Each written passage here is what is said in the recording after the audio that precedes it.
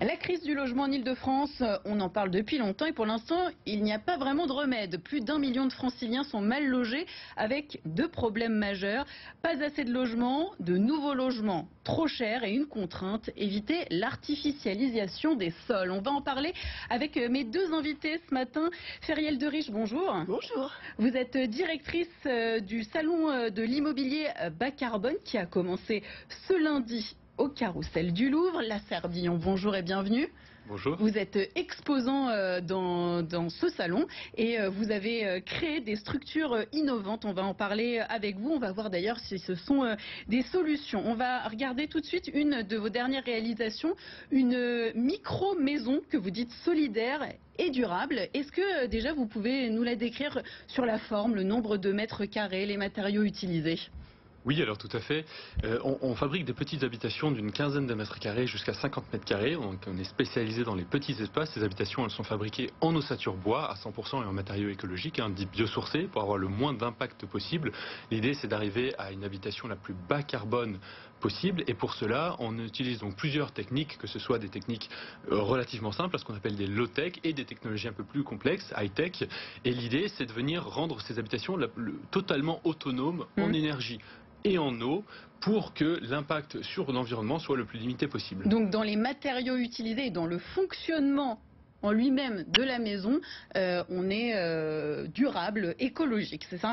Tout à fait. On installe les habitations sans artificialisation des sols, parce que les modules sont installés. Oui, c'est ce que j'allais vous dire quand même. Il y a cet objectif de zéro artificialisation nette des sols dans la région Île-de-France. Vous y répondez avec vos structures ? En tout cas, c'est l'idée. On essaye de tout faire pour. Il y a un poids carbone de départ lors de la construction. Les matériaux, le transport de ces habitations ont un coût carbone. Mais à l'usage, l'idée, c'est d'inverser la tendance avec une production photovoltaïque intégrée, que ce soit sur la toiture et en façade des modules. C'est ça l'innovation qu'on apporte pour produire plus d'énergie et donc ne plus avoir besoin de payer sa facture d'électricité pendant 25 ans. C'est ça l'objectif. Bon, en effet, quand on voit les images, on se dit que c'est très joli. Après, moi, j'ai quand même une petite question sur le nombre de mètres carrés. Ça a l'air très petit, il faut aimer la promiscuité. Quand on est une famille, par exemple, est-ce que c'est possible ? Alors, vous savez, avant de lancer ce projet, moi j'ai moi-même habité Vous l'avez testé dans ce qu'on appelle une tiny house, pendant une quinzaine de mètres carrés pendant plusieurs années. J'ai monté ce projet, j'avais 16 ans, j'ai construit ma maison et j'y ai habité, donc je sais de quoi je parle. Mais tout seul ou à plusieurs ? Alors, c'est très différent. Tout à fait, on peut y habiter, une vingtaine de mètres carrés permet d'y habiter à deux sans trop de difficultés. L'idée, c'est d'optimiser parfaitement l'espace pour qu'il soit entièrement repensé. Chaque centimètre carré doit être optimisé. On a un bel apport lumineux, tout le mobilier est réalisé sur mesure à l'intérieur pour qu'il soit parfaitement optimisé. Si vous achetez une surface de 20 mètres carrés et que vous installez votre propre canapé, probablement il ne sera pas forcément optimisé. Par contre, en réalisant tous les aménagements pour que ce soit le plus ergonomique possible, sur mesure, avec les ouvertures, etc., on arrive réellement à faire en sorte que habiter dans un petit espace devienne un choix et non une contrainte. Mais il faut quand même aimer la promiscuité. Forcément. On s'y habitué, après c'est d'autres habitudes. C'est pas le même mode de vie, mais je pense qu'aujourd'hui l'idée c'est aussi de se tourner vers un mode de vie qui soit plus tourné vers l'extérieur, et puis que l'habitat devienne réellement un lieu intimiste où on puisse avoir son propre chez-soi, qui n'a pas forcément besoin d'être très grand. Plus on a de surface, plus on l'exploite. C'est vrai aussi. Du rangement, de choses dont on n'a pas forcément besoin. Plus on met le désordre, plus on est sur un petit espace, plus on arrive à optimiser. Puis en réalité, on se rend compte qu'on n'a pas forcément besoin de beaucoup plus d'espace pour bien vivre. Feriel Deriche, c'est l'avenir, ce genre de construction dans notre région ? Ça a sa place ? Ça a toute sa place parce que vous le disiez très justement en introduction, il y a vraiment une crise du logement, il y a une nécessité d'un logement pour tous. Et paradoxalement, il y a beaucoup d'actifs qui sont libres aujourd'hui, des milliers de mètres carrés de bureaux qui sont disponibles, qui sont aussi en train d'être convertis en logements. Enfin, on réfléchit à tout ça sur un CIPCA. Et par exemple, ces micro-maisons, où est-ce qu'on pourrait les mettre dans la région ? Alors, sur quel sol, sur quel territoire ? Parce que bon, à Paris et en petite couronne, c'est déjà bien dense. Alors on en parlait ensemble, je crois que l'objectif et l'idée que je trouve assez sympa, unique, c'est qu'on peut placer ces petites maisons dans des jardins, en fait, sur du foncier privé. mais je te laisse peut-être l'expliquer parce que c'est une de tes ambitions et je pense que ça peut Oui, répondre. allez-y Lars, on vous écoute. Tout à fait, on a un objectif sur la région Île-de-France, parce que le foncier est très dense, et on parle de densification douce des territoires aujourd'hui, c'est-à-dire de venir construire là où c'est déjà très urbanisé, et on se rend compte en réalité, que ce soit en petite ou moyenne couronne francilienne, qu'il y a énormément de places de foncier disponibles dans le jardin de propriétaires fonciers qui ont de la place, et le PLU, en général, le plan local d'urbanisme Là, de chaque ça commune, repose quand même beaucoup sur la bonne volonté le de chacun. permet, tout à fait, mais justement, le cadre C'est pas réglementaire un peu utopique. aujourd'hui le permet, et je pense qu'à partir du moment où notre solution répond à un réel besoin, c'est-à-dire aujourd'hui vous voyez une annonce pour un étudiant mis en location, vous avez des dizaines de candidats, je pense qu'il y a un réel besoin, un manque de logement crucial sur le Ça territoire. c'est sûr. On n'apporte pas la solution globale Non, à mais un ça problème. peut en On être a une. une solution spécifique qui peut répondre d'une certaine façon partout où c'est nécessaire, et encore une fois, l'idée, c'est vraiment de venir installer donc ces habitations dans le jardin de propriétaires fonciers, de les gérer de façon un peu généralisée. On a estimé qu'il y avait plusieurs centaines de terrains disponibles aujourd'hui pour accueillir ces petites habitations. Il ne faut pas beaucoup d'espace. On est sur entre 15 et 30 mètres carrés, disons, qui peuvent largement suffire pour un étudiant. Oui, en effet. Donc c'est un petit bout de terrain, au lieu de mettre, vous savez, la colocation notamment intergénérationnelle entre une personne un peu plus âgée et un étudiant se développe beaucoup.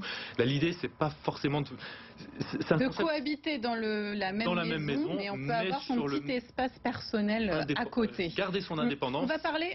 On va parler maintenant du coût, parce que c'est important et c'est quand même un des enjeux majeurs dans le budget des Franciliens. Payer son loyer, acheter un appartement, une maison.